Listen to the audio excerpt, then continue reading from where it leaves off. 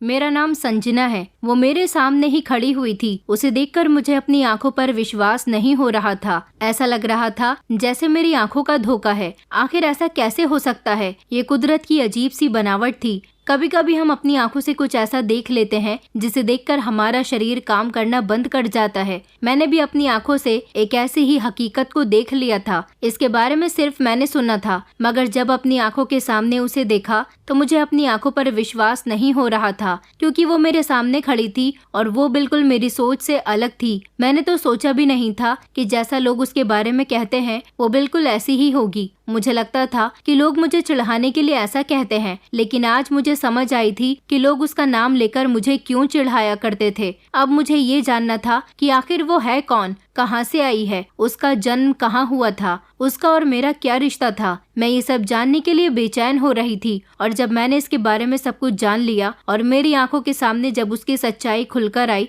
तो मेरे पैरों तले से जमीन निकल गई थी, क्योंकि वो तो मेरी ही अपनी। कभी कभी जिंदगी हमें ऐसे मोड़ पर लाकर खड़ा कर देती है जहाँ पर हम सोचते हैं कि हमें ऐसे जिंदगी से छुटकारा पाने के लिए क्या करना होगा। बहुत परेशान थी, मुझे अपनी जिंदगी से नफरत होने लगी थी। मेरा मन करता था कि मैं इस घर को छोड़कर भाग जाऊं, क्योंकि इस घर में मुझे सिवाय बेइज्जती के कुछ भी नहीं मिला था। मेरी माँ की किस्मत बहुत खराब थी। वो सारा दिन रोती रहती थी। इस घर में मेरी माँ के अलावा मुझे कोई समझने वाला नहीं था, मगर मेरी माँ को भी इस घर में कोई नहीं समझता था। मेरे पिता एक गरीब इंसान थे। वो मुझसे सीधे मुंह बात भी नहीं करते थे। उन्हें बेटियां बिल्कुल भी पसंद नहीं थी।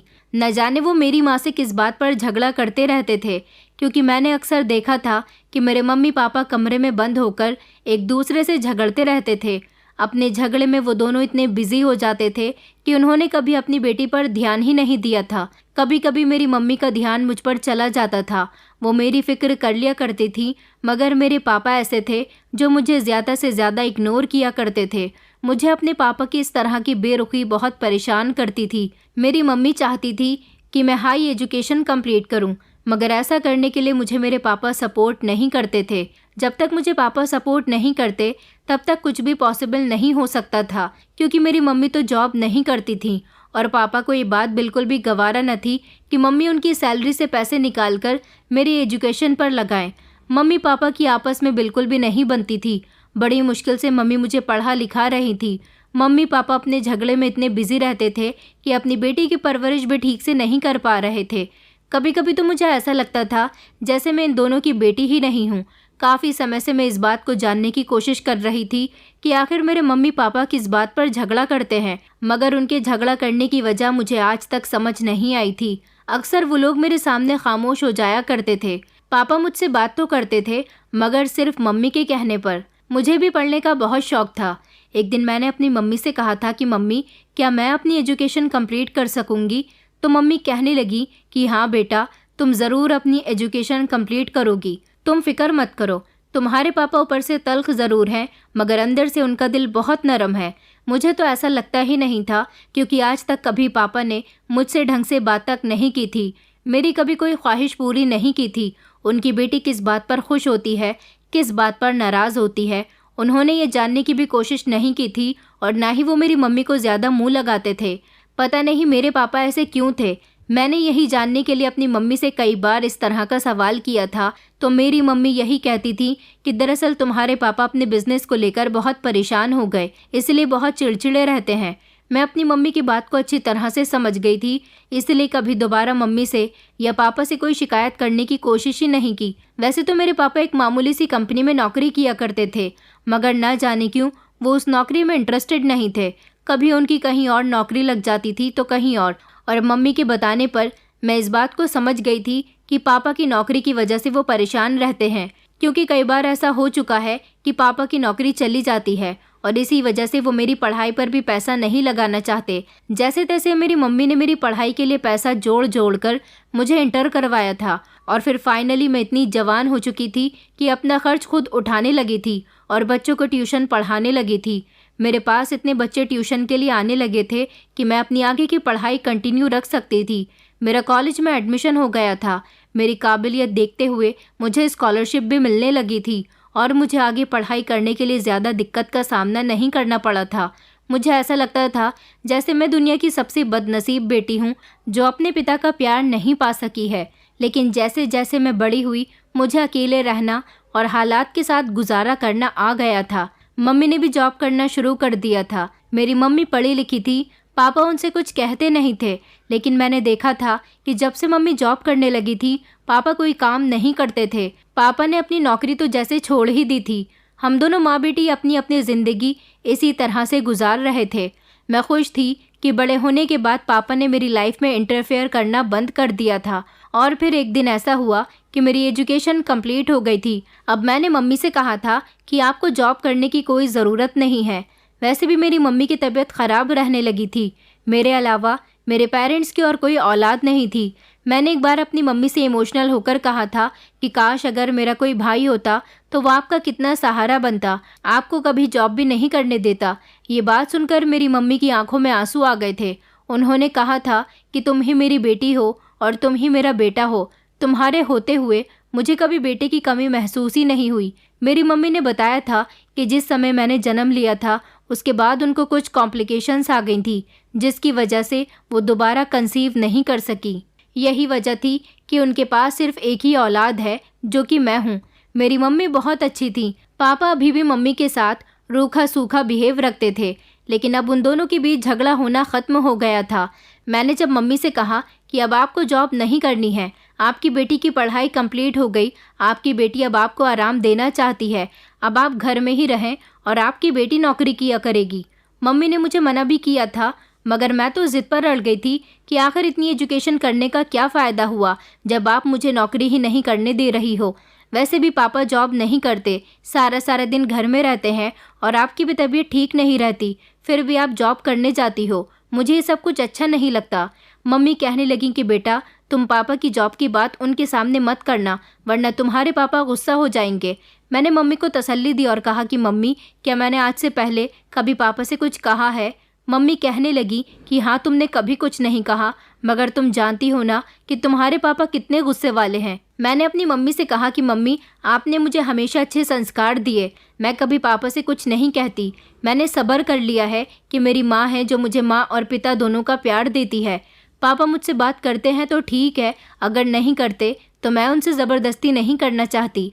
वैसे भी मेरा बचपन निकल चुका है। एक बच्चे को अपने बचपन में माँ और पिता दोनों के प्यार की ज़रूरत होती है। मेरा बचपन अब गुजर चुका, मैं जवान हो चुकी हूँ और मैंने हालात के साथ गुजारा करना सीख लिया है। मेरी मम्मी मुझे तसल्लियाँ दिया करती थी और कहती थी कि तुम फिक्र मत करो, एक दिन तुम्हारे पापा ठीक हो जाएंगे। मैंने मम्मी से कहा था कि पापा ठीक होते हैं या नहीं, मगर आपको कल से नौकरी पर नहीं जाना। मेरा कल इंटरव्यू है और अगर मुझे वहाँ से नौकरी के लिए कॉल आती है तो फिर मैं जल्द ही जॉब ज्वाइन कर लूँगी। मेरी मम्मी ने मुझे मना करने की कोशिश की थी, मगर मैंने उनकी एक नहीं सुनी और अगले ही दिन मैं जॉब इंटरव्यू के लिए चली गई थी। वहाँ जाने के बाद मेरा इंटरव्यू बहुत अच्छा रहा था और वहाँ से जब मैं आई तो उसके 24 घंटों के बाद ही मुझे कॉल आ गई थी। मैं बहुत खुश हुई थी और मैंने अपनी मम्मी से कहा था कि अब मैं नौकरी करूँगी और आप घर में रहकर आराम करोगी। मेरी मम्मी कहने लगी थी कि बेटा तुम आगे और पढ़ाई कर लेती तो ज़्यादा बेहतर रहता। मैंने मम्मी से कहा कि आगे पढ़ाई करके कोई फ़ायदा नहीं है, मैं जो करती हूँ आप मुझे करने दो, मैं ये सब भी हम सब के फ़ायदे के लिए ही कर रही हूँ। मेरी मम्मी ने कहा कि अच्छा ठीक है, जैसा तुम चाहो वैसा कर सकती हो, और अगले ही दिन से मैंने जॉब ज्वाइन कर ली थी। मैं बहुत खुश थी क्योंकि मुझे एक अच्छी कंपनी में जॉब मिल गई थी और फिर धीरे धीरे मुझे जॉब करते हुए काफ़ी समय गुजर गया था। मैं इस जॉब की आदी हो गई थी। मुझे अपनी ही कंपनी में एक अच्छी पोस्ट पर नौकरी मिल गई थी।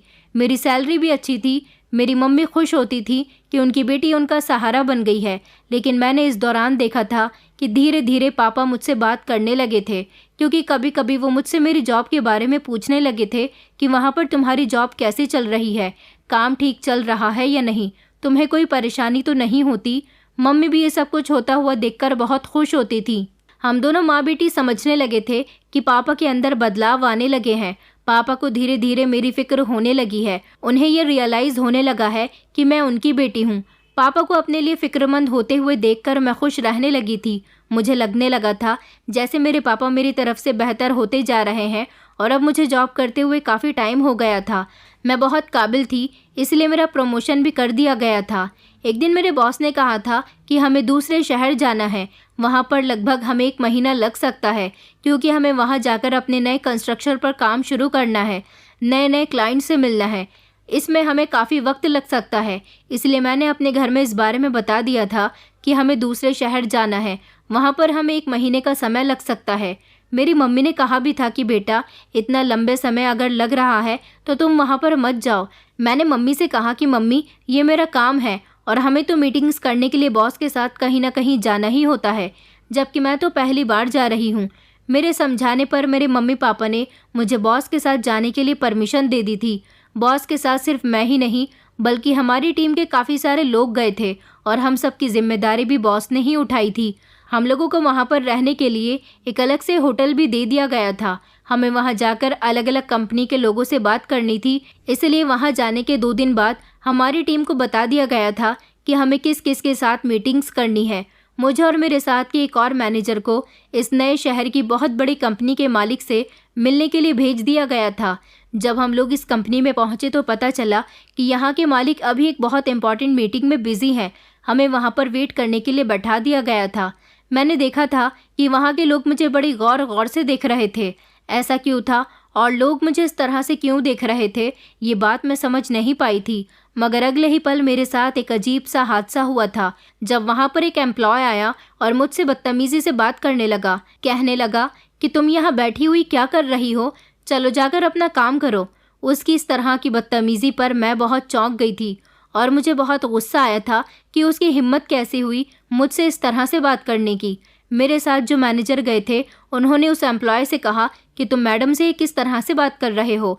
वो एम्प्लॉय मैनेजर साहब की बात सुनकर ज़ोर से हंसने लगा और कहने लगा, आप नहीं जानते सर इस लड़की को, ये अभी पिछले महीने ही यहाँ पर जॉब करने के लिए आई है। ये अपने काम पर ध्यान नहीं देती, बस इधर उधर घूमती रहती है। मैंने अनजान नज़रों से उस एम्प्लॉय की तरफ देखा था कि वो किस तरह की बातें कर रहा था। वो एम्प्लॉय कहने लगा कि तुम्हें समझ नहीं आई, चलो जाओ अपनी जगह पर जाकर बैठो और अपना काम संभालो। मेरे साथ वाले मैनेजर उससे इस बात पर बहस करने लगे कि वो मेरे साथ बदतमीजी से पेश क्यों आ रहा है। इसी तरह वहाँ काफ़ी लोग इकट्ठा हो गए थे और जितने भी लोग आए थे वो सब मुझे घूर घूर कर देख रहे थे। इस कंपनी के मालिक की मीटिंग ख़त्म हो गई थी। उनके सेक्रेटरी ने उनको जाकर हमारे बारे में बता दिया था, तो उन्होंने हमें अपने केबिन में मिलने के लिए बुलाया था और उनको ये भी खबर दे दी गई थी कि यहाँ पर हमारी कुछ एम्प्लॉयज़ के साथ बहस हो गई है।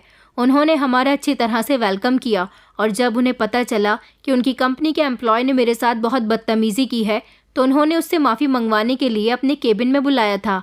ऐसा पहली बार हुआ था कि यहाँ के लोग मुझे इतनी अजीब अजीब नज़रों से देख रहे थे। उस एम्प्लॉय से कहा गया कि वो हमसे माफ़ी मांगे, मगर वो कहने लगा कि सर आप नहीं जानते इस लड़की को, ये अपने काम पर ध्यान नहीं देती। देखिए अभी भी आपके सामने किस तरह खड़ी हुई है। मैंने चौंक कर उसे देखा था कि वो क्या बकवास किए जा रहा था। अब की बार तो मैं बोल पड़ी थी और मैंने कहा, सर क्या आपकी कंपनी में इसी तरह लोगों की बेइज्जती की जाती है? उन्होंने कहा कि नहीं नहीं मैडम, आप फिक्र मत कीजिए, इस एम्प्लॉय को हम अभी नौकरी से निकाल देते हैं। हमें नहीं पता था कि ये काम पर ध्यान नहीं देता, बल्कि यहाँ आने वाले लोगों को इंसल्ट करता है। तभी उस कंपनी के बॉस ने अपने सेक्रेटरी से कहा था कि इसका टर्मिनेशन लेटर बनाओ और इसको नौकरी से निकाल दो। वो बेचारा एम्प्लॉय ज़ोर से चीखने लगा और कहने लगा कि सर मुझे माफ़ कर दीजिए, ये रिया मुझ पर इल्ज़ाम लगा रही है। ये खुद काम पर ध्यान नहीं देती और मुझसे कहती है कि मैं बदतमीज़ी कर रहा हूँ। मुझसे तो मैनेजर साहब ने कहा था कि मैं इस रिया पर नज़र रखूं। अब जब मैं सबसे इसकी शिकायत कर रहा हूं तो यहाँ कोई मेरी बात सुनने के लिए तैयार नहीं है। तभी वहाँ 2-3 लोग और आ गए और उन्होंने कहा कि सर ये सच कह रहा है, ये रिया सच में काम पर ध्यान नहीं देती है। मैं चौंक कर इधर उधर देखने लगी। मैंने अपने मैनेजर से कहा, ये सब लोग क्या बकवास कर रहे हैं, कौन है ये रिया? मेरे साथ के मैनेजर कहने लगे, देखिए सर ये रिया नहीं है, बल्कि ये तो हमारी कंपनी की हेड मैनेजर मिस संजना है और हम लोग हापुड़ से यहाँ आपके साथ मीटिंग करने के लिए आए हैं। आपको तो पता है ना कि हमारी पूरी टीम यहाँ पर आई हुई है और हमारे बॉस ने टीम के सारे ही वर्कर्स को अलग अलग कंपनी में उनसे मीटिंग करने के लिए हमें भेजा है। मैंने भी उस कंपनी के मालिक मिस्टर शुक्ला से कहा था कि मैं इस कंपनी की कोई एम्प्लॉय नहीं हूँ, बल्कि मैं तो पहली बार यहाँ पर आई हूँ। मगर वो एम्प्लॉय ना जाने क्या कुछ नहीं कह रहा मेरे बारे में। वो कहने लगा कि नहीं सर ये झूठ बोल रही है, ये रिया ही है। तभी एक लड़की वहाँ पर आई और कहने लगी कि आई एम सॉरी सर, मैं आपको बताना चाहती हूँ कि आप लोग बेवजह इस बारे में बहस कर रहे हैं। मैडम सच कह रही है कि वो रिया नहीं है, रिया तो अपना काम कर रही है। अभी अभी हम लोगों को पता चला कि इस डिपार्टमेंट में काफ़ी शोर हो रहा है और रिया की जैसी एक लड़की यहाँ पर आई हुई है, तो मैंने सोचा कि मैं भी देख आती हूँ कि वो लड़की कौन है। दरअसल इन मैडम की शक्ल बिल्कुल रिया की तरह है। उस लड़की की बातें सुनकर तो मेरे पैरों तले से ज़मीन निकल गई थी, क्योंकि वहाँ जितने भी लोग थे सब यही कह रहे थे कि आपकी शक्ल बिल्कुल रिया की जैसी है। रिया कौन थी जिसकी शक्ल मेरी शक्ल से मिलती थी? पहले तो मैंने अपने मैनेजर के साथ मिलकर मिस्टर शुक्ला के साथ मीटिंग की और उसके बाद जब हम लोग काम से फ्री हो गए तो मैनेजर मुझसे कहने लगे कि आज तो आपके साथ यहाँ एक नया ही हंगामा क्रिएट हो गया। मैंने कहा हाँ, मैं भी बहुत शर्मिंदगी महसूस कर रही हूँ। मैंने उनसे कहा कि सर आप मुझे थोड़ा सा टाइम दीजिए, क्या मैं थोड़ी देर उस लड़की से मिल सकती हूँ जिसके बारे में सब लोग मुझे यहाँ चिढ़ा रहे हैं कि मैं उस रिया नाम की लड़की के जैसी लगती हूँ। सर कहने लगे कि हाँ हाँ बिल्कुल। अभी भी वहाँ के लोग मुझे बड़ी गौर से देख रहे थे। मैंने वहाँ के लोगों से पूछताछ की तो मुझे बताया गया कि वो सेकंड डिपार्टमेंट में बैठी है, इसलिए हम लोग नीचे वाले फ्लोर पर आ गए थे। और वहाँ आने के बाद जब मैंने उस लड़की को देखा जिसका नाम रिया बताया जा रहा था, उसको देखकर तो मेरी आंखें फटी की फटी रह गईं। मुझे अपनी आंखों पर विश्वास ही नहीं हो रहा था। वो जस्ट मेरे सामने खड़ी हुई थी। मेरे मैनेजर और वहाँ पर खड़े हुए सब लोग हम दोनों की शक्ल को घूर घूर कर देख रहे थे, क्योंकि हम दोनों की एक जैसी शक्ल थी। वो लड़की भी मुझे ही देख रही थी। मैंने उससे कहा कि तुम्हारी शक्ल मेरी शक्ल से मिलती है, तुम कौन हो? तो वो मुझे देखकर ज़ोर ज़ोर से हंसने लगी और कहने लगी कि मैंने सुना है कि आज मेरी जगह तुम्हें मेरे सीनियर्स लोगों से डांट पड़ गई। हम दोनों तो एक दूसरे को जानते भी नहीं और देखो कितनी बड़ी मिसअंडरस्टैंडिंग हो गई। ये कहते हुए वो हंस रही थी और मैं उसकी शक्ल बड़ी हैरानी से देख रही थी कि उसकी आँख, नाक, कान, हर चीज़ बिल्कुल मेरे जैसी ही थी। मैं तो ये सब देखकर दंग रह गई थी। फिर हमारे बॉस की हमें कॉल आ गई थी। हमें दूसरी जगह मीटिंग के लिए जाना था। थोड़ी देर उस लड़की से बातचीत करने के बाद मैं अपने मैनेजर के साथ चली गई थी, मगर मैं बार बार यही सोच रही थी कि वो लड़की बिल्कुल हूबहू मेरी जैसी है। ऐसा कैसे हो सकता है? मेरे मैनेजर भी बार बार यही कह रहे थे कि तुम्हें और उसे देखकर लगता ही नहीं था कि तुम दोनों के बीच कोई डिफरेंस है, जबकि वो लड़की अलग शहर से बिलोंग करती थी और मैं अलग शहर की रहने वाली थी। ये सोच सोचकर मेरा दिमाग ख़राब हो गया था कि आखिर ये लड़की मेरी तरह क्यों दिखती है। फिर मैंने सोचा कि दुनिया में एक ही शक्ल के कई लोग होते हैं। मुझे इस बात को ज़्यादा अपने दिमाग पर सवार नहीं करना चाहिए। वैसे भी मैं यहाँ काम के लिए आई हूँ और मुझे अपने काम पर ही ध्यान देना चाहिए। मुझे इस शहर में पूरे 1 महीने रहना था। लगभग मेरे 4 दिन गुजर गए थे। मेरा सामना फिर से इस लड़की से हुआ था। इस बार जब मेरी उससे मुलाकात हुई तो वो भी मेरे बारे में जानकारी निकालने लगी। कहने लगी कि कितना इत्तेफाक है ना कि हम दोनों की शक्लें एक जैसी ही हैं। मैंने उससे कहा कि हाँ, इस इत्तेफाक की वजह से वहाँ के लोगों ने मेरी काफ़ी इंसल्ट की थी। वो हंसने लगी और कहने लगी कि क्या करूँ, मुझे नौकरी करना अच्छा नहीं लगता। मेरे पेरेंट्स मेरी शादी करवाना चाहते हैं, मगर मैंने उनसे कहा कि मैं अभी पढ़ना चाहती हूँ। उन्होंने मुझे पढ़ने से मना कर दिया, तो फिर मैंने दूसरा बहाना बना लिया कि मैं जॉब करना चाहती हूँ। मैं लगभग 3-4 महीने जॉब करूँगी, उसके बाद शादी के लिए कोई बात करूँगी। मगर मेरे पेरेंट्स हैं कि कहते हैं कि जॉब छोड़ दो और शादी कर लो। अब तुम ही बताओ, इतनी जल्दी शादी कौन करता है? मैंने उससे कहा कि तुम शादी नहीं करना चाहती, तो वो कहने लगी कि नहीं, मैं शादी करने के बाद बस जिम्मेदारियों में नहीं बंधना चाहती हूँ। दरअसल मैं बहुत फ्री माहौल की लड़की हूँ। मुझे लोगों की रोक टोक करना, मुझ पर हुक्म चलाना, ये सब बिल्कुल भी पसंद नहीं है। मेरे पेरेंट्स ने मुझ पर बचपन से लेकर अब तक किसी तरह की रोक टोक नहीं की, मगर अब वो मेरी शादी के लिए बहुत उतावले हुए जा रहे हैं। मैंने कहा कि तुम बड़ी मज़ेदार बातें करती हो, तुमसे मिलकर अच्छा लगा। वो कहने लगी, क्या तुम अभी भी अपनी ड्यूटी पर हो? मैंने कहा कि नहीं, हफ्ते में 1 दिन हमें शहर घूमने के लिए दिया जा रहा है, तो ये इस हफ्ते का पहला दिन है। मैं यहाँ इधर उधर घूम रही थी तो मेरी नज़र तुम पर पड़ गई, तो सोचा कि तुमसे बात कर लेती हूँ। तो वो कहने लगी कि बहुत अच्छा किया, चलो मैं तुम्हें अपना शहर दिखाती हूँ। वो मुझे अपनी गाड़ी में लेकर बैठ गई और उसने मुझे काफ़ी ऐसी ऐसी जगह दिखाई थी जहाँ पर जाकर मुझे बहुत सुकून मिला था और खुशी हुई थी। न जाने कि उस लड़की के साथ मुझे बहुत ही अट्रैक्ट सा फील होता था। ऐसा लगता था जैसे उसका और मेरा कोई गहरा और पुराना रिश्ता है। उसके साथ जब मैं वक्त गुजार रही थी तो ऐसा लग रहा था जैसे वो मेरे लिए कोई अजनबी नहीं बल्कि मेरी कोई अपनी ही है। न जाने क्यों मुझे उसके साथ ऐसा क्यों महसूस हो रहा था। मैंने उससे उसका मोबाइल नंबर ले लिया था ताकि मैं उसके कांटेक्ट में रह सकूं, उससे बातें कर सकूं। वो बहुत खुशमिजाज लड़की थी, जबकि मैं बहुत सिंपल और सादी सी थी। वो जॉब शादी से बचने के लिए कर रही थी, जबकि मैं ये जॉब अपने घर की परेशानियों को देखते हुए कर रही थी। इसी तरह इस शहर में रहते हुए मेरी मुलाकात उससे कई बार हो चुकी थी। अब हम दोनों एक दूसरे से फ़ोन पर भी बातें करने लगे थे। धीरे धीरे 15 दिन किधर को गुजर गए पता ही नहीं चला। यहाँ पर काम करने के साथ साथ रिया के साथ वक्त गुजारना भी बहुत अच्छा लग रहा था। रिया से बात करके मुझे ऐसा लग रहा था जैसे मुझे मेरी बहन मिल गई हो। उसका नेचर भी बहुत अच्छा था। वो बड़ी खुश होकर मुझसे बातें किया करती थी। और अब हमारा 1 महीना भी पूरा होने वाला था। हमारे जाने में 2 दिन रह गए थे। जब रिया को मैंने ये बात बताई तो उसने कहा कि मैंने हम दोनों के साथ वाली फ़ोटो अपनी मम्मी पापा को दिखाई है। मैंने उनसे कहा था कि देखिए, एक लड़की है जो इस शहर में आई हुई है, उसकी शक्ल हूबहू मुझसे मिलती है। मेरे पेरेंट्स को हैरानी तो बहुत हुई थी, मगर वो लोग तुमसे मिलना चाहते हैं। मैंने उनको बताया है कि तुम 2 दिन बाद चली जाओगी, इसलिए उन्होंने कहा है कि तुम उस लड़की को आज ही हमसे मिलवा दो, कहीं वो वापस न चली जाए। रिया की बात सुनकर मैंने उससे कहा कि मैं तुम्हारे पेरेंट्स से मिलने के लिए तैयार हूँ। रात के टाइम पर जैसे ही मैं फ्री हुई तो रिया मुझे अपने पेरेंट्स से मिलवाने के लिए अपने घर ले गई थी। मैं जब उसके घर गई तो बड़ी हैरान हुई थी, क्योंकि उसके घर की दीवारों पर फोटोग्राफ्स लगी हुई थी जिसमें रिया अपने पेरेंट्स के साथ खड़ी हुई थी। उन फोटोज़ को देखकर तो ऐसा लग रहा था जैसे इन फोटोज़ में रिया नहीं बल्कि मैं ही हूँ। रिया बिल्कुल मेरे जैसी थी। उसके पेरेंट्स ने जब मुझे देखा तो वो लोग मुझे आंखें फाड़ फाड़ कर देख रहे थे। कभी वो एक नज़र मुझ पर डालते तो दूसरी नज़र रिया पर डालते थे। उसने कहा कि मम्मी पापा, आप लोग भी शॉक्ड हो गए ना, हम दोनों को एक साथ एक जैसा देखकर। दरअसल हम दोनों भी जब मिले थे तो पहली बार इसी तरह से शॉक्ड रह गए थे। रिया के पेरेंट्स कुछ बोल ही नहीं रहे थे। मैंने रिया की तरफ देखकर इशारा किया। रिया अपने मम्मी पापा को होश में लेकर आई और कहने लगी कि अब आप लोग भी हकीकत की दुनिया में उतर आइए। आप लोग संजना से मिलना चाहते थे ना, तो मैं इसे यहाँ लेकर आ गई हूँ।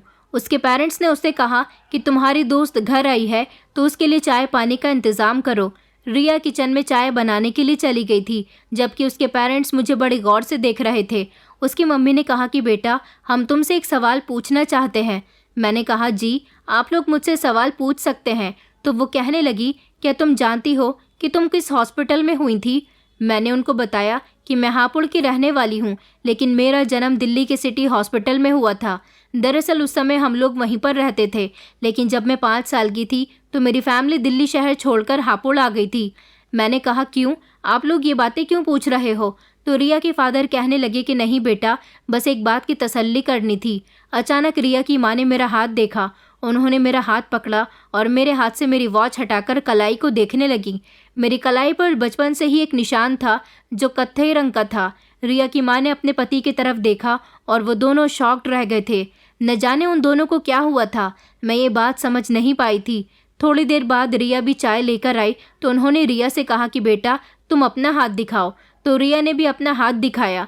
ये देखकर मेरे होश उड़ गए थे कि मेरे हाथ पर जो निशान था वही निशान रिया के हाथ पर भी मौजूद था।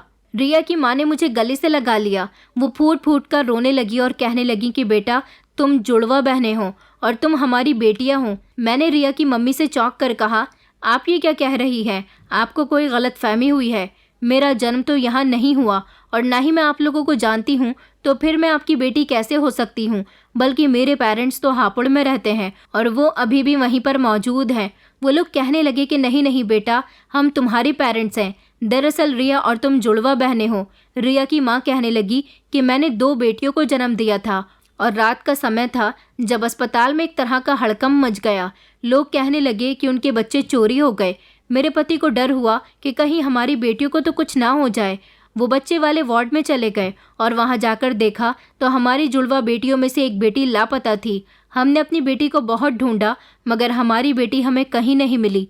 अस्पताल में पुलिस भी आ गई थी। वो बच्चा चोर कौन था ये बात कोई नहीं जानता था, क्योंकि उस अस्पताल में हमारी बेटी के साथ साथ और भी बच्चे चोरी हुए थे। अब देखो कुदरत ने कितने सालों के बाद तुम्हें हमसे मिलवा दिया है। जब रिया ने मुझे तुम दोनों का फोटो दिखाया था, मैं तभी समझ गई थी कि तुम ही हो मेरी वो बेटी जो कई सालों पहले अस्पताल से गायब हो गई थी। और तुम दोनों का जन्म 7 सितंबर 1998 में रायगढ़ के सिविल अस्पताल में हुआ था। और देखो, तुम दोनों के हाथ पर एक जैसा ही निशान है। ये इसी बात की गवाही देता है कि तुम दोनों जुड़वा बहनें हो। मैंने कहा कि नहीं नहीं, ऐसा नहीं हो सकता। मेरे पेरेंट्स आप लोग नहीं हैं। मैं इस बात पर कैसे यकीन कर सकती हूँ? ये बात अलग है कि हम दोनों की शक्ल एक जैसी है, हम दोनों के हाथ पर जो निशान है वो भी एक जैसा है, मगर इस दुनिया में एक ही शक्ल के 7 लोग होते हैं। ऐसा भी तो हो सकता है कि उन 7 लोगों में से हम दोनों सेम हों। मैं तो आप लोगों को जानती भी नहीं हूँ, मैंने आपको कभी नहीं देखा। रिया की माँ और पिता रो रो कर रिया को भी ये बात याद दिला रहे थे कि बेटा, ये तुम्हारी बहन है, इसे समझाओ कि ये कई सालों पहले गायब हो गई थी। मैंने उन लोगों से कहा, देखिए, ना तो मेरी डेट ऑफ बर्थ 7 सितंबर 1998 है और ना ही मेरा जन्म रायगढ़ के सिविल अस्पताल में हुआ था। मेरी डेट ऑफ बर्थ 2 नवंबर 1998 है और मैं आप लोगों को नहीं जानती। मुझे उन लोगों पर बहुत गुस्सा आया था। मैं वहाँ से बाहर निकलने लगी, तभी रिया की मम्मी ने कहा, अगर तुम्हें हमारी बात पर यकीन नहीं होता तो तुम अपने पेरेंट्स के पास जाओ और उनसे पूछना कि ये बात सच है कि तुम्हारा जन्म रायगढ़ के सिविल अस्पताल में नहीं हुआ था। तुम अपने माता पिता को अपनी और रिया की फ़ोटो दिखाना और देखना कि तुम्हारे माता पिता ये देखने के बाद कैसे रिएक्ट करते हैं। जो सच है तुम उसे झुठला रही हो, मगर तुम देखना कि तुम्हें सच जल्द ही पता चल जाएगा। हम ही तुम्हारे माता पिता हैं। हमारी बेटी को हमसे छीन लिया गया था। मुझसे अब उन लोगों की बातें और बर्दाश्त नहीं हो रही थी, इसलिए मैं रिया के घर से निकल आई थी। न जाने क्यों मुझे ये सारी बातें बहुत तकलीफ दे रही थी। अगर ये मेरे पेरेंट्स हैं, ये मैं मान भी लेती हूँ कि मैं रिया की माँ की बेटी हूँ, उन्होंने मुझे जन्म दिया है, तो फिर मैं अपने पेरेंट्स के पास कैसे पहुँची? जबकि रिया की मम्मी ने बताया कि उनकी बेटी को अस्पताल से किसी ने चोरी कर लिया था, तो क्या मुझे मेरे पेरेंट्स ने चोरी किया था? नहीं नहीं, मुझे ऐसा नहीं सोचना चाहिए। मैं बहुत टेंशन में आ गई थी। मेरे दिमाग में बार बार यही बात थी कि उस शहर में रिया के साथ बिताए हुए पल बहुत अच्छे गुजरे थे और काम भी अच्छी तरह से हो गया था। हमारी पूरी टीम अपने शहर आ चुकी थी। मैं अपने घर वापस आ गई थी और बहुत उदास थी। मेरे पेरेंट्स ने जब देखा कि मैं बहुत उदास हूँ तो पापा कहने लगे कि ट्रैवल करके आई है, थकी हुई है, उससे ज़्यादा बात मत करो, आराम करने दो। पापा का भी इतना बदलता हुआ बिहेवियर देखकर मुझे कुछ शक सा होने लगा था। मैं अपने कमरे में आ गई थी। मैंने खाना खा लिया था, आराम भी कर लिया था और मेरी थकान भी उतर गई थी, मगर ना जाने क्यों मैं अपने पेरेंट्स को रिया और अपनी फ़ोटो दिखाने के लिए बेचैन हो रही थी। मैंने पहले तो अपने सारे डॉक्यूमेंट निकाले और उनमें चेक किया कि रिया के पेरेंट्स ने मुझे जो बताया है उसमें कितनी सच्चाई है, लेकिन मेरे डॉक्यूमेंट तो मेरे हिसाब से बिल्कुल ठीक थे। मेरे डॉक्यूमेंट्स में मेरी डेट ऑफ बर्थ और मेरा बर्थ प्लेस भी वही था जिसके बारे में मैं जानती थी, जबकि रिया की मम्मी ने मुझे मेरी डेट ऑफ बर्थ भी अलग बताई थी और बर्थ प्लेस भी। मुझे तो कुछ समझ नहीं आ रहा था कि मैं क्या करूं। एक तरफ मोबाइल में रिया और अपनी फ़ोटो देखी तो मुझे वो सारी बातें याद आती थी जो रिया की मम्मी और पापा ने मुझे बताई थी। वो लोग बार बार मुझे अपनी बेटी कहकर पुकार रहे थे, कह रहे थे कि तुम रिया की जुड़वा बहन हो। अगर वो मेरे पेरेंट्स थे तो ये लोग कौन थे? मेरा दिमाग दर्द से फटा जा रहा था, कुछ समझ नहीं आ रहा था। अब मैंने फैसला कर लिया था कि मुझे इस सिचुएशन से छुटकारा कैसे मिल सकता है। मैं सच्चाई का पता तभी लगा सकती हूँ जब अपने पेरेंट्स को मुझे रिया और अपनी फ़ोटो दिखानी होगी। मैंने अपना मोबाइल ऑन किया और मैं मम्मी पापा के कमरे में चली गई थी। वहाँ गई तो देखा कि मम्मी पापा के पैर दबा रही थी। मुझे देखकर मम्मी पापा ढंग से बैठ गए थे। मैंने मम्मी पापा को बताया था कि आज मैं आप लोगों को एक ऐसी चीज़ दिखाने वाली हूँ जिसे देखकर आप लोग हैरान रह जाएंगे। मम्मी कहने लगी कि अच्छा, ऐसे भी क्या चीज़ लेकर आई हो हमारे लिए? मैंने कहा कि बहुत सालों पुरानी चीज़ है जिसकी हकीकत के बारे में मुझे अभी पता चला। पता है, आप लोगों को यकीन नहीं आएगा, मैंने अपनी ही शक्ल की जैसी एक लड़की को वहाँ पर देखा था। उसकी शक्ल हूबहू मुझसे मिलती थी। देखिए, मैं उस लड़की की फ़ोटो अपने साथ क्लिक करके लेकर आई हूँ। मेरे पेरेंट्स ने जब मेरा फ़ोटो रिया के साथ देखा तो उन लोगों के होश उड़ गए थे। रिया के पेरेंट्स के कहने के मुताबिक उन दोनों के चेहरे के रंग उड़ गए थे। वो लोग अपने हवास में नहीं थे। उनके ऐसे रिएक्शन देखकर मुझे कुछ खटका सा महसूस हुआ था। मैंने कहा, क्या हुआ? आप लोग इतना क्यों घबरा रहे हैं? मैं मम्मी पापा की तरफ देख रही थी और पापा मम्मी की तरफ देख रहे थे। जल्दी से पापा ने मोबाइल पीछे किया और कहने लगे कि इस फ़ोटो को अपने मोबाइल से डिलीट कर दो। मैंने कहा, क्यों?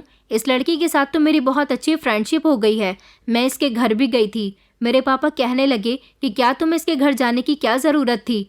मैंने कहा कि इसके पेरेंट्स भी मुझसे मिलना चाहते थे, देखना चाहते थे कि उनकी बेटी में और मुझ में क्या डिफरेंस है, मगर हम दोनों में तो कुछ भी डिफरेंट नहीं था।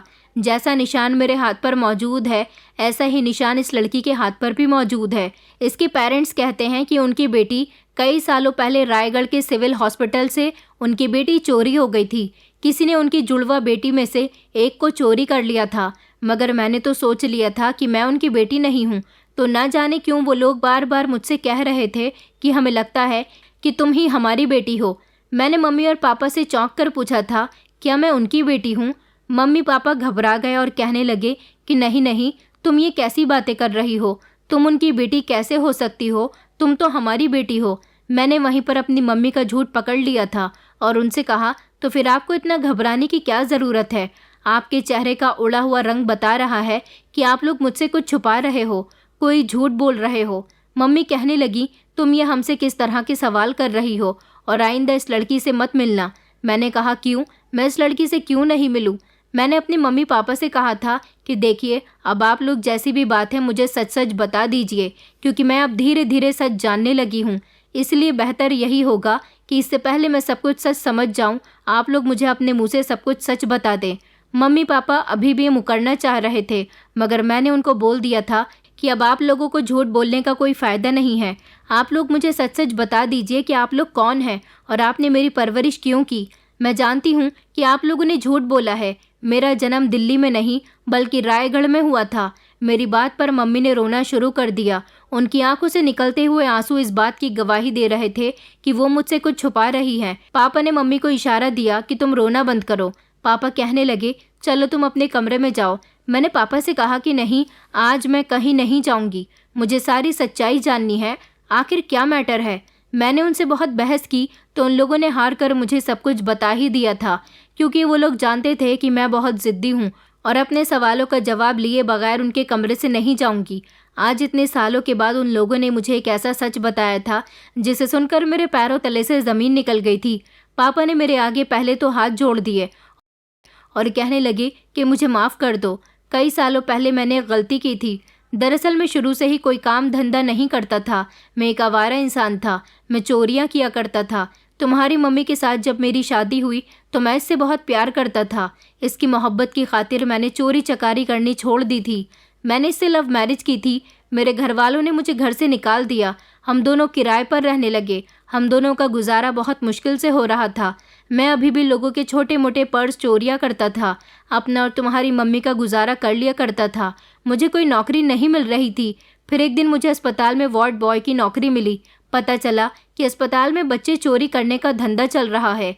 एक कपल आया है जिसे बच्चे चाहिए। उन्होंने भारी रकम देने का वादा किया था। फिर मुझे पता चला कि एक औरत ने जुड़वा बेटियों को जन्म दिया है। उन दोनों बच्चों को बच्चों के वार्ड में रखा गया है। मैं खामोशी से बच्चों के वार्ड में बच्चा चोरी करने के लिए चला गया था। उस दिन अस्पताल से और भी बच्चे चोरी होने वाले थे, क्योंकि इस अस्पताल में यही होता था। हर दूसरे तीसरे दिन बच्चे चोरी हो जाया करते थे और पेरेंट्स से ये कह दिया जाता था कि आपका बच्चा नहीं बच सका। मैं भी बच्चा वार्ड में गया हुआ था, मगर ना जाने कैसे उस दिन पुलिस आ गई थी। घबराहट की वजह से मैंने न कुछ सोचा न समझा और तुम्हें उठा लिया था। तुम्हें उठाकर मैं उन लोगों के हवाले करने गया था। जब वहाँ पर पुलिस आ गई, पूरे अस्पताल में हड़कंप मच गया था। मैं उन लोगों को तुम्हें देने के बजाय उनसे पैसे वसूलना चाहता था, मगर वो लोग पैसे नहीं लेकर आए थे। उन्होंने कहा कि पहले तुम हमें बच्ची दे दो, हम घर जाकर तुम्हें पैसे दे देंगे। मुझे लगा कि वो लोग मेरे साथ धोखा कर रहे हैं। पुलिस मेरा पीछा करने लगी। इसी समय पुलिस के कुछ लोगों ने मुझे उन लोगों को बच्चा थमाते हुए देख लिया। मेरी कुछ समझ नहीं आया। मैंने उनके हाथ से दोबारा से तुम्हें झपट लिया और अपनी गोद में लेकर वहाँ अस्पताल से भागता चला आया। मैं इतनी दूर तक भाग गया था कि कुछ समझ नहीं आ रहा था। मैं अपने घर गया और मैंने अपनी पत्नी को ये सब कुछ बताया। मेरी पत्नी कहने लगी कि कब तक तुम चोरी करते रहोगे? आज तुम ये बच्चा चोरी कर कर लेकर आए हो, कल को किसी का खून करके भी आ सकते हो। ऐसे में तुम्हारे साथ कैसे ज़िंदगी गुजारूंगी? ये बच्चा किसकी बच्ची है? वापस करके आओ। मैंने कहा, अगर मैं इस बच्ची को वापस लेकर गया तो मेरी जान पर बन आएगी। तुम्हारी माँ कहने लगी कि कितनी प्यारी बच्ची है। हमारी शादी को 1 साल हो गया, अभी तक हमें कोई खुशखबरी नहीं मिली। हम इस बच्ची की परवरिश कर लेते हैं। मैंने तुम्हारी माँ से बहुत मना किया कि मैं इस बच्ची को कल सुबह इस कपल को वापस कर दूंगा जो मुझे पैसे देने वाले थे, मगर तुम्हारी माँ ने मेरी एक न सुनी। हम लोग डर के मारे उस शहर को छोड़कर यहाँ आ गए थे और हमने तुमसे झूठ बोल दिया था कि जब तुम 5 साल की थी तब हम लोग यहाँ पर आए थे। तुम 24 घंटे की थी तभी हम तुम्हें यहाँ लेकर आ गए थे और फिर हमने यहाँ पर अपनी ज़िंदगी गुजारनी शुरू कर दी। मैं चोर था, इसलिए मुझे नौकरी करने की ज़्यादा आदत नहीं थी। यही वजह है कि शुरू से लेकर अब तक मैं नौकरियां बदलता आया हूँ। मैं हर वक्त तुम्हारी माँ से लड़ाई झगड़ा करता रहता था कि इस बच्ची को तुमने अपना तो लिया है, मगर हम इसका और अपना गुजारा कैसे करेंगे।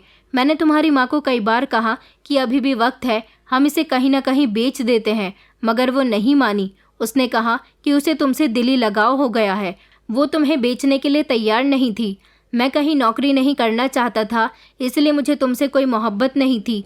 मैं चाहता था कि तुम्हें बेचकर ढेर सारे पैसे आ सकते हैं, मगर तुम्हारी माँ मेरी बात सुनने के लिए तैयार नहीं थी।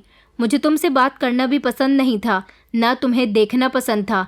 मैं यही सोचता था कि तुम्हें अगर बेच दिया जाए तो हमें काफ़ी मुनाफा होगा, मगर तुम्हारी माँ ने तुम्हें जन्म तो नहीं दिया था, मगर ये तुम पर अपनी ममता न्योछावर कर चुकी थी।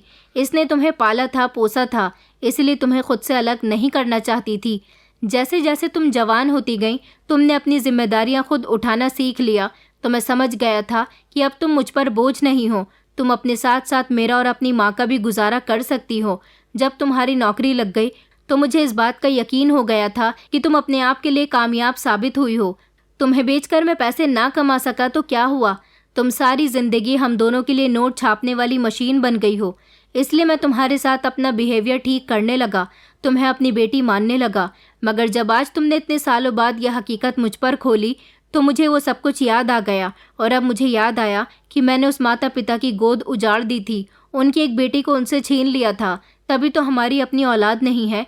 जिस दिन से तुम अपने पैरों पर खड़ी हुई हो, उसी दिन से मुझे तुमसे मोहब्बत हो गई। मैंने सोच लिया कि मैंने सारी ज़िंदगी तुमसे बात नहीं की, तुम्हें अपनी बेटी स्वीकार नहीं किया, मगर फिर भी तुमने मेरा और इस घर के लिए कितना सोचा। तुम हम लोगों के लिए नौकरी करने पर उतर आई। तुम हमारी ना होते हुए भी हमारा कितना ख्याल रखती हो। शायद हमारी अपनी औलाद भी ऐसा ना करती। मुझ जैसे चोर बाप की बेटी शायद चोर ही होती, मगर तुम तो शायद किसी ईमानदार बाप की बेटी हो, किसी मेहनती बाप की बेटी हो। तुम्हारी रगों में उस इंसान का खून दौड़ रहा है, तभी तो तुम इतनी मेहनत करती हो और हम लोगों के लिए भला ही सोचती हो। मेरे पेरेंट्स मेरे आगे हाथ जोड़कर खड़े हुए थे। उन्होंने कहा कि हमें माफ़ कर दो, हमसे बहुत बड़ी गलती हो गई। हमने तुमसे सारी ज़िंदगी ये सच छुपा कर रखा, तुम उन लोगों की बेटी हो। ये कहकर वो दोनों फूट फूट कर रोने लगे थे। उस दिन मुझे लग रहा था कि मैंने ये क्या कर दिया। मैं लोगों के साथ रहती रही जो चोर थे, जिन्होंने कई सालों पहले मेरी सगी माँ की बेटी को उनसे अलग कर दिया, जबकि मेरी सगी माँ अपने दिल में इस बात का दर्द आज तक दबाकर बैठी हुई है कि उसकी एक बेटी चोरी हो गई थी। मुझे इस बात पर बहुत अफसोस हुआ था। मैं बहुत रोई थी। मैंने रिया को कॉल करके सब कुछ बता दिया था। उसके पेरेंट्स से भी मेरी बात हुई थी। मैंने सोच लिया था कि मैं इन चोरों के साथ अब नहीं रह सकती। मुझे अपने असल पेरेंट्स के पास जाना ही होगा, जबकि वो लोग मुझे एक्सेप्ट करने के लिए तैयार थे। मैं ये बात अपने अडॉप्टेड पेरेंट्स को बताना चाहती थी। मैं जब उनके पास आई तो मैंने देखा कि उन लोगों की तो रो रो कर बुरी हालत हो गई थी, क्योंकि ये लोग समझ चुके थे कि अब हकीकत जानने के बाद मैं उनके साथ नहीं रहूंगी। मगर जब मैंने देखा कि मेरी माँ का और मेरे पापा का तो रो रो कर बुरा हाल हो गया, इन लोगों को मुझसे मोहब्बत हो गई। मेरी माँ ने शुरू से ही मेरे लिए बहुत सेक्रीफाइसेस किए थे, वो तो बहुत अच्छी थी, लेकिन पापा भी अब बदल गए हैं। पापा मम्मी से कह रहे थे, न जाने क्यों मेरे दिल में भी संजना के लिए मोहब्बत आ गई। मैं नहीं चाहता कि वो घर को छोड़कर जाए। सारी ज़िंदगी मैंने उसे अपनी आंखों के सामने इस घर में देखा है। मैं चाहता हूँ कि वो हम लोगों के साथ रहे। मैंने भी सोच तो लिया था कि मैं अपने असल पेरेंट्स के पास चली जाऊंगी, लेकिन ना जाने क्यों मेरा दिल इन लोगों को छोड़कर जाने के लिए तैयार नहीं हो रहा था। शायद ऐसा इसलिए था क्योंकि जन्म देने वाले से ज़्यादा पालने वाला ज़्यादा अहम होता है। परवरिश करने वाला अपनी सारी ज़िंदगी अपनी औलाद के लिए दांव पर लगा देता है, और जन्म देने वाला तो जन्म के बाद कभी कभी अपनी औलाद को भूल भी जाता है। इस दुनिया में मैंने काफ़ी ऐसे केस देखे हैं जो अपने बच्चों को अडॉप्ट कर लेते हैं और फिर शायद वो अपने बच्चों को भूल जाते हैं, और जो अडॉप्ट करते हैं वो उसको अपनी औलाद मानकर सारी ज़िंदगी उसकी परवरिश करते हैं, उससे बहुत प्यार करते हैं। मेरी कुछ समझ नहीं आ रहा था कि मैं क्या करूं। मैं कोई भी फाइनल डिसीजन लेने के लिए तैयार नहीं हो रही थी। उधर रिया और उसके पेरेंट्स बार बार मुझे अपने यहाँ बुला रहे थे। फिर मैंने फाइनल डिसीजन ले ही लिया था। मैंने सोच लिया था कि मुझे अपने इन्हीं पेरेंट्स के साथ रहना है, अपने बायोलॉजिकल पेरेंट्स के साथ नहीं रहना, क्योंकि मेरा इनसे बचपन का नाता है। मैंने आँख खोलते ही इन्हें अपना पेरेंट्स देखा तो फिर यही मेरे पेरेंट्स हैं। मैंने इन लोगों को बता दिया था कि मैं आप लोगों को छोड़कर कहीं नहीं जाऊंगी और हमेशा आपके ही साथ रहूंगी। मेरे पेरेंट्स बहुत खुश हो गए थे। मेरे पापा ने भी बचपन से लेकर अब तक की मुझसे माफ़िया मांग ली थी और उन्होंने कहा था कि मेरे बर्ताव के लिए मुझे माफ़ कर देना, और मैंने तुम्हें चोरी किया उसके लिए भी मुझे माफ़ कर देना। मैं तो तुम्हें बेचना चाहता था, मगर तुम्हारी माँ ने तुम्हें मेरी ही बेटी बना दिया। शायद यही वजह थी, भगवान चाहता था कि हम तुम्हारी परवरिश करें। शायद यही वजह थी कि मैं तुम्हें कई बार चाहने के बावजूद भी किसी दूसरे को ना बेच सका। अब मैं तुम्हें नौकरी करने नहीं दूंगा, मैं खुद मेहनत किया करूँगा, तुम्हारी परवरिश करूँगा, तुम्हारी अपनी कमाई से शादी करवाऊँगा। अपने पापा के दिल में अपने लिए ढेर सारी मोहब्बत देखकर मैं बहुत खुश हुई थी, जबकि मैंने रिया और उसके पेरेंट्स से मना कर दिया था कि मैं आप लोगों के पास नहीं आना चाहती, अपने पेरेंट्स के साथ ही रहना चाहती हूँ। मैं बहुत खुशनसीब थी जिसे दो पेरेंट्स का प्यार मिला था, क्योंकि वो लोग भी मुझसे कभी कभी मिलने आ जाया करते थे और मैं भी उनसे मिलने के लिए चली जाती थी। मेरे पापा ने मुझे चोरी करने के बाद मेरे गलत डॉक्यूमेंट तैयार करवाए थे। जब रायगढ़ में मेरा और रिया का जन्म हुआ था, उसके बाद मेरे मम्मी पापा मुझे लेकर यहाँ आ गए थे और रिया के फादर की पोस्टिंग जयपुर में हो गई थी। मैंने अपने अडॉप्टेड पेरेंट्स के साथ रहना ज़्यादा पसंद किया, क्योंकि भले ही मुझे उन्होंने चोरी किया था, लेकिन सारी ज़िंदगी उन्होंने मुझे किसी तरह की कोई कमी महसूस नहीं होने दी थी। मेरे फादर मुझसे बात नहीं करते थे, मगर माँ बहुत अच्छी थी। उन्होंने मेरी परवरिश की और अपनी बेटी के लिए जितना हो सका उन्होंने किया था। कभी कभी कुदरत हमें ऐसे ऐसे रंग दिखाती है जो हमने कभी नहीं देखे होते, जिसके बारे में हमने कभी सोचा भी नहीं होता। मैं बहुत खुश थी, मुझे दो पेरेंट्स मिल गए थे, बहन का भी प्यार मिल गया था। हम सब लोग अब एक साथ हैं और बहुत खुश हैं।